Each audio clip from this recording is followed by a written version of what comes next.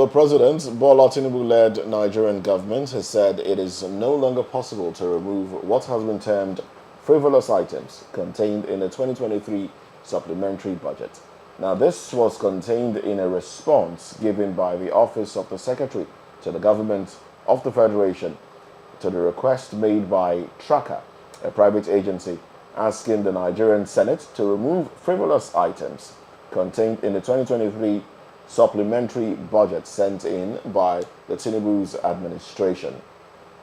Now recall that the Tinubu's administration proposed to spend 5.095 billion naira on a presidential yacht and the sum of 1.5 billion naira to buy vehicles for the office of the First Lady, despite the prevailing poverty and economic hardship faced by Nigerians due to the government's policies. Now, according to Tracker, which is a social platform for Nigerians who are interested in tracking budgets and public developmental projects in their community, the online petition was necessitated by the insensitive nature of the Tinubu's government to the current plight of Nigerians.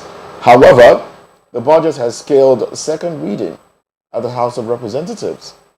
We have joining us to make sense of this. We have with us in the studio Lawal Ekundayo, and he's an educationist and a public affairs commentator. And we have joining us virtually Nick Agule, who is also an accountant. Yeah, I think he's an accountant. Yes, and a public affairs commentator. Well, there's a lot. He wears a lot of caps, but today let's just stick to him being a public affairs commentator. All right. Good morning to you, Nick. Welcome to the station.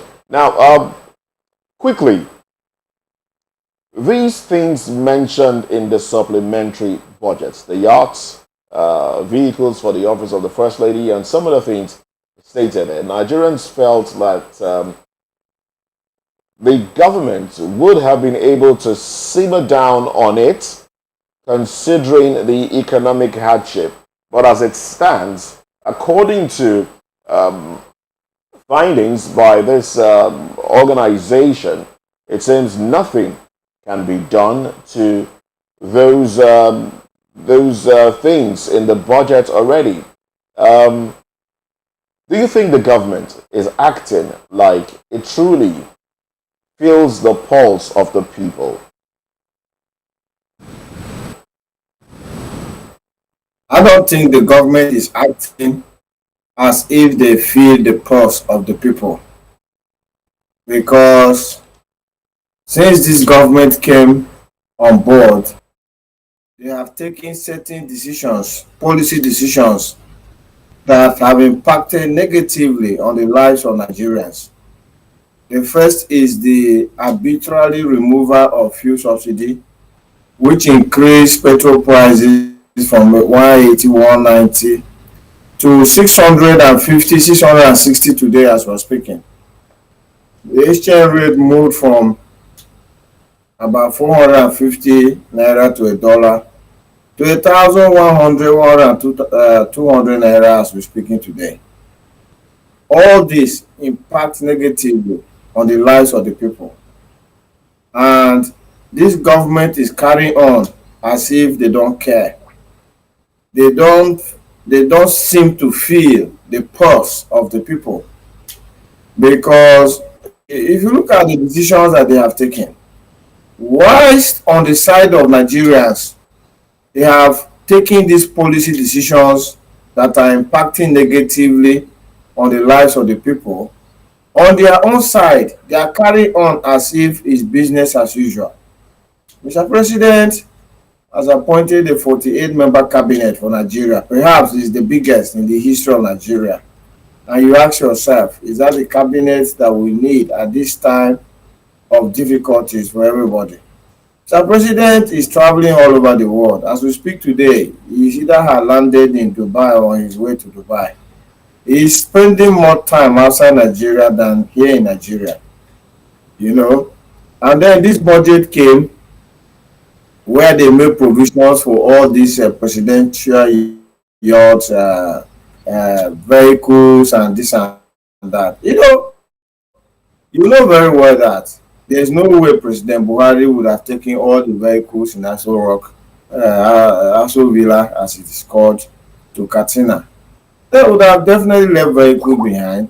So to say that that is the most important and pressing matter for this government to acquire those vehicles shows insensitivity to the sufferings and the plight of Nigerians. Because for most Nigerians, they're not talking about buying a car.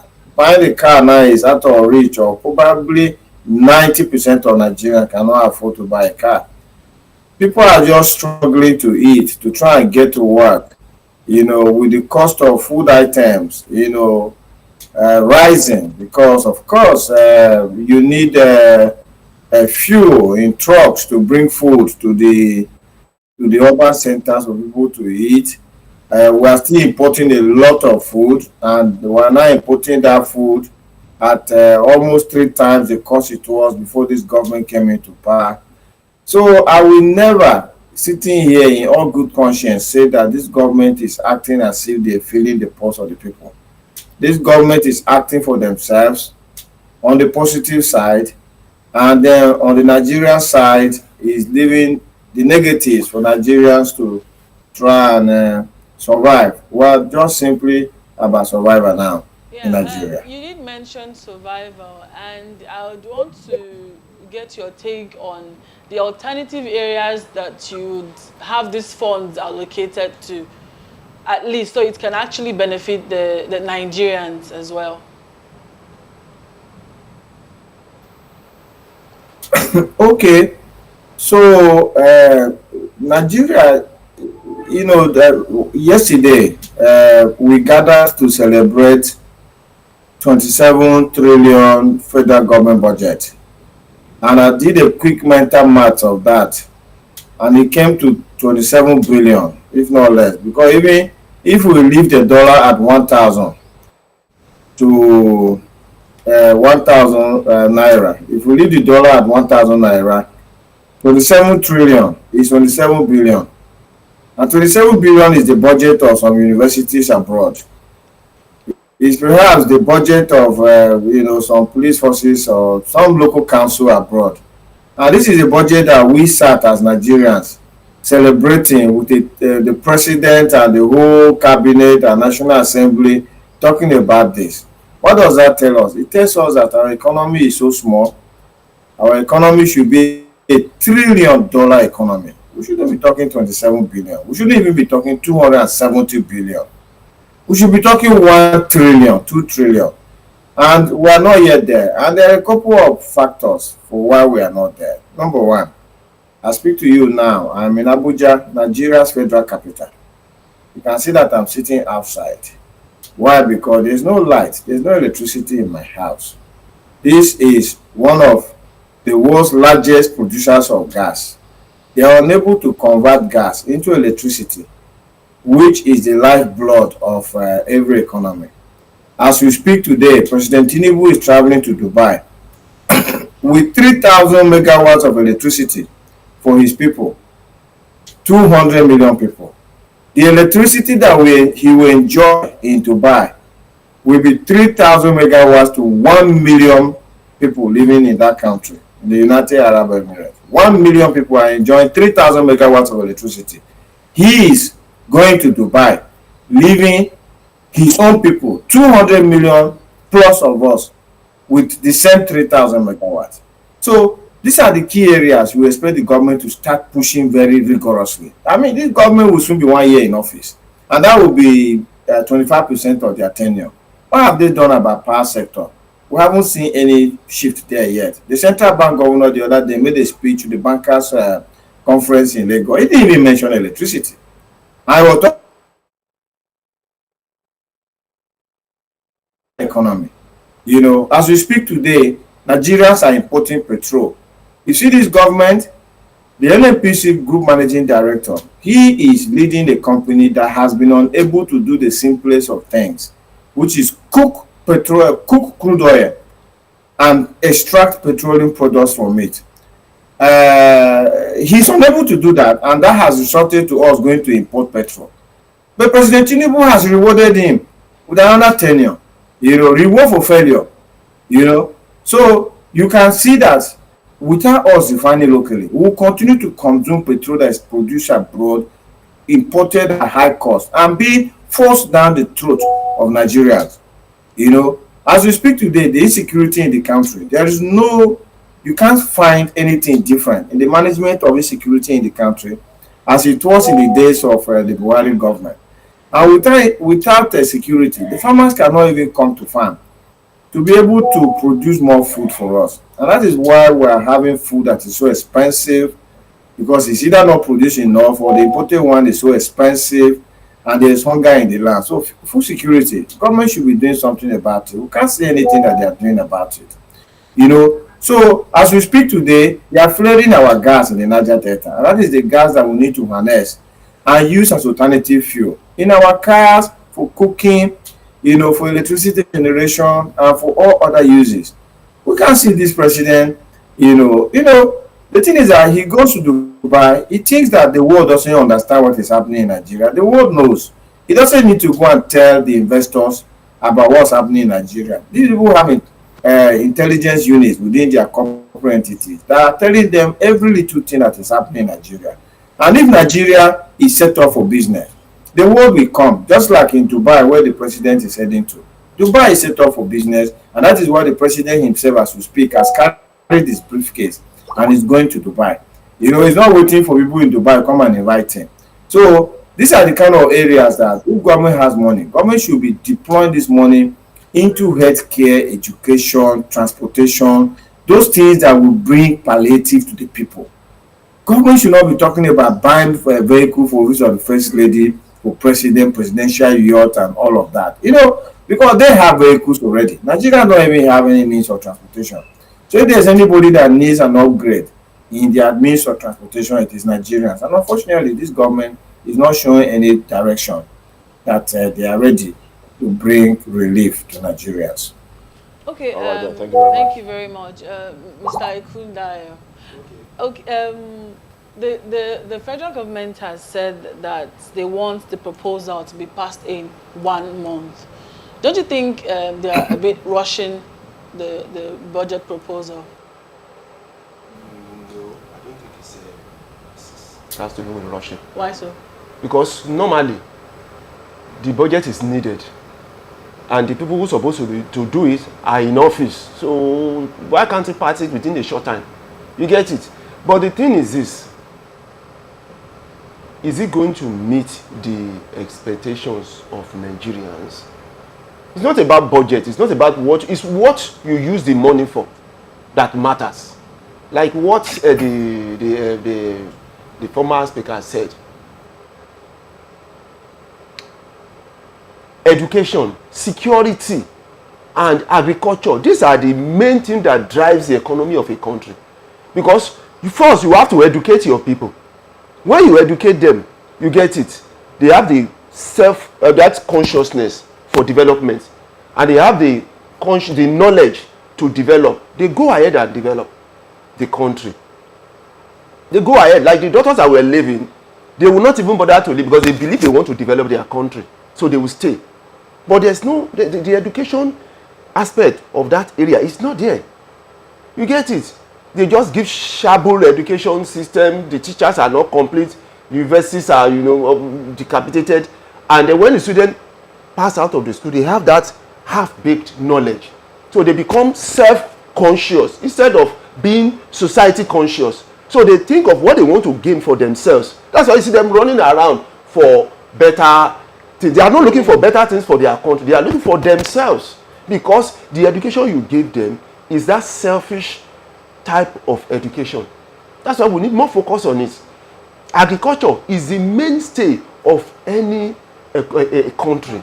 Even in Dubai, that is desert, you will see something there. You see, they are trying to do reforestation of those deserts. You get what I'm saying? They are spending huge money to reforest that area to see how they can do agriculture. You get it? In those areas. Ukraine, still in war. They are still fighting war, and they are still planting. You get? They are planting, they are harvesting, they are exporting, and they are at war. Nigeria that is not at war, ordinary issue of banditry, we cannot manage. The farmers are running away. So the area of security, you get it, must be prioritized. There must be a roadmap, you get, to address this thing within a short time. A roadmap in the next 6 months, in the next 3 months, we are solving this. If the government is having issues with his team working for him, of course you can get a specialist from abroad. You can contact a retired CIA, you get it, to come in and reorganize these things for us so that we can resolve this thing. It's only in Nigeria that we have so much of this banditry causing havoc all over. And another thing is this: how many are they? How many are these bandits, the terrorists? How many are they? And look at how large Nigeria is. We have 36 plus Abuja, 37 states in Nigeria. Do you want to tell me they cover all those states? Do you want to tell me all those terrorists, the bandits, they cover all those states? What about the other states that are not having these issues? What are we doing about them? Nothing is still coming out of them. You know why? Because everybody depends on the central. So they are not ready to do anything. Money is coming from the central. There's budgets now. Very soon to come to us, we spend. No, that is the problem. If there's resource control, you get it, states, in fact, Nigeria will develop very fast. You know why? Because it is what you generate that you are spending. If a governor wants to buy a yacht of 1 billion and there's no money in the account, how will he do that? He won't be able to. Now, the problem why this thing is generating focus is because there's poverty in the land.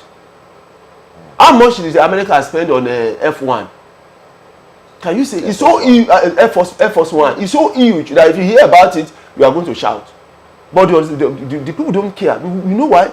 Because the economy is working. People go about their normal daily lives. They know it's not going to take the plane away. When the president leaves office, it's not going to take away the plane. But here, it's a different thing. The governor is leaving, he will go away with all the equipment plus the vehicle. The next person that's coming is going to buy. The House of Assembly, they will go, the moment they are leaving, they will go with all, plus the table, plus all the furnitures in their office. They will go out. The next person that is coming in will begin to get money to buy his own furniture. What is going on? They go away with the vehicle. That's why they want to buy 1.5 billion naira worth of vehicle for the first. What about the former first lady? She has an office. You enter the office. Is that supposed to be the office of the first lady? The first lady is not even an elected official. It's not. So why would illegal. See, do you know why this thing is generating all these fools? It's because there's poverty. It's like a father who has 10 children, and you are telling children, see, there's no money, we will need to manage you. We have to drink garri with groundnut. While the father and mother, they are eating chicken with pounded yam, expensive food in the house. The children will raise their head now. You get it? But if everybody is drinking garri and groundnut, nobody will complain. But because daddy and mommy, they are eating the best of food, while the children are feeding or something different. They will reason and begin to question that about daddy, but you said that is what is going on. Because you know why? There's poverty. There's poverty in the land. So everybody is looking at everything this way, that way. And the government need to be more empathetic. Okay. I don't want to use the word respect, I want to use the word empathetic about the people. You know there's serious suffering. The president came on board, within a month, he increased his own salary by 104%. While the workers who are doing the jobs, their salary has not been increased, and things have increased over 300%. That is why there's this fruit. All right then. This attention. Thank you. All right then. Now we know that I'm coming to you now, Nick. This government said it has saved up, some funds from the removal of subsidy. Government said they've been able to save up about 1 trillion naira within the first 2 months. If you do the math, that comes up to well, I can't exactly do the maths because even the figures are confusing. But basically, we have quite a lot of money now, and then we still there's still talk about borrowing. There's still talk about borrowing.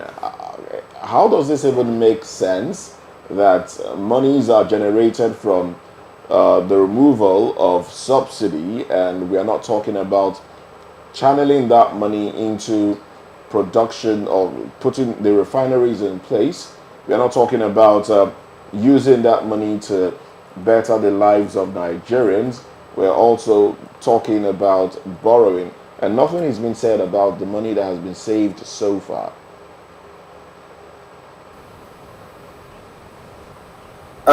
Before I answer your question, I even have a problem with the subsidy, no subsidy issue in Nigeria now, because I know that in the international market, where petrol, where we go to buy petroleum products, the difference between diesel and petrol, that is AGO, automotive gas oil, which we call AGO, and premium motor spirit, PMS, which we call petrol. Like in the UK, the difference is like 10 pence only. So diesel is like £1 60 pence, and petrol is like £1 50 pence. So that's where we go to buy the product. When we now bring it to Nigeria, I look at how much we are selling this in Nigeria. We are selling petrol at 640, 660, and we are selling diesel at 1,200. So the petrol is like only 50% of the cost of diesel, whereas abroad where we go to buy, petrol is about 95% the cost of diesel. So I have asked myself this question in my mind. I said, look, if we go and buy this thing and bring it, and we're able to sell petrol at 50% the cost of diesel, there are only two possibilities. One possibility is that the government is quietly and silently paying subsidy on petrol, but they are not talking about it. Because if diesel sells for 1,200, petrol should sell for at least 1,000. That is the way it is at the international market where we are buying it. So you see that government is not paying subsidy quietly without having the courage to tell us that they are paying subsidy after the president said subsidy is gone, or those who are selling diesel are actually robbing Nigerians. That means if petrol is truly, honestly, 660 without subsidy, then diesel should be about 700, 800 only. That is the way it is in the international market. Why would diesel in Nigeria be 1,200? So Moses, look, something is fishy in whatever is happening in this petroleum products market. So we hope that one day government can own up and tell us we're actually paying subsidy, or government should interrogate the diesel marketers. How is it that we can sell petrol without subsidy at 640, 660, and you guys are selling diesel at almost twice that, when it is not like that at the international market? I hope the viewers are understanding what I'm trying to raise here. Of course. So as I speak to you now, I cannot honestly tell you if there is if government is making savings on subsidies or not, because until this question of the price differential between diesel and petrol in Nigeria being so different from the price differential between the same product in the market where we are buying, we cannot say what is happening. All right, now that we are on this conversation, sorry to interrupt you there. Now that we are on this conversation, I just want to quickly get your thoughts on this. The government, in preparing for the 2024 budget, government has pegged the dollar at 750 naira to a dollar, when we know that currently the black market is quite different. And we do apologize for the fact that you're having to sweat so profusely because of you being in the sun to be able to be with us on the show. We totally appreciate that. Just to say that. Now, talking about the government pegging it's pegging the dollar at 750. Does the government even have the power to determine how much the dollar should be when it comes to preparing the budget for 2024? What is going on somewhere in there? If the government is saying dollar will be 750 to, 750 naira to a dollar, are they padding this one way or another? You see, that is another issue. Just like the petrol one we're saying, the president says subsidy is gone. And there is this wide price differential between petrol and diesel that we're questioning. So we also question the dollar one. If the president said the the two markets are now harmonized and the government is using 700 naira to transact business, while in the market we're talking about 1,000 plus 1,100, then it means that nothing has actually changed. That means we still have two markets. The whole idea of forest unification is not correct, therefore, based on what is happening practically. Because if what is happening practically is correct, what is the rate of exchange in the market, which today is 1,150 naira, 1,150 naira, should have been the same rate at which the government is doing business. But then there's another question to ask the government. You mentioned about why the government is still borrowing if we're making so much savings on subsidy removal. It is not only subsidy removal. There are other metrics. Number one, the 2023 budget was predicated on an oil price of, I think, $70 plus. But oil during the budget period rose to 80, 90, even close to 100. Even recently, oil went to 90. So you now say, in the previous government, much difference between the budgeted oil price and the actual oil price, if it's more than the budgeted, is money that was being put in what we call excess crude account. Now we don't even hear of excess crude account again, even though oil is consistently selling above government budget price. As I speak to you this morning, because I trade in oil, I trade in commodities just as I trade in indices. But so before I came on this interview today, I have a position in oil. So I went and checked the market to see what Brent, which is the one that I'm taking position in, is selling today. And Brent was selling today for $83 as at this morning before I came to this thing. So if government budgets $73 and the market is actually $83, there is a $10 that government is now getting that was not budgeted for, which before used to be put in the excess crude account. We don't hear about excess crude account again. Where is that extra money that's coming from oil going to? That is one. The other thing is that government in the budget, this past budget, that is 2023 budget, said that they are going to exchange the dollar against the naira at I can't what it was, but I think it was either 300 or maybe say 400 and something naira to a dollar. Today, the government is getting 700 per dollar. That means we calculated that if we sell oil by $1, we will get 400 naira in. Today, the same oil we are selling by $1, we are getting 700 naira in, almost double what we say we will get. The big question, just like you have answered, is that with excess crude, with government making more money now from the same dollar that they budgeted for, why are we still borrowing? These are the questions that the government needs to answer, so that Nigerians that they are running this government on behalf of can be seeing what this government is doing and can be interrogating the government and saying, are they really running this thing transparently? So there are big questions to be answered. Big questions on indeed. that. Big questions indeed. We thank you very much, Nick Agule.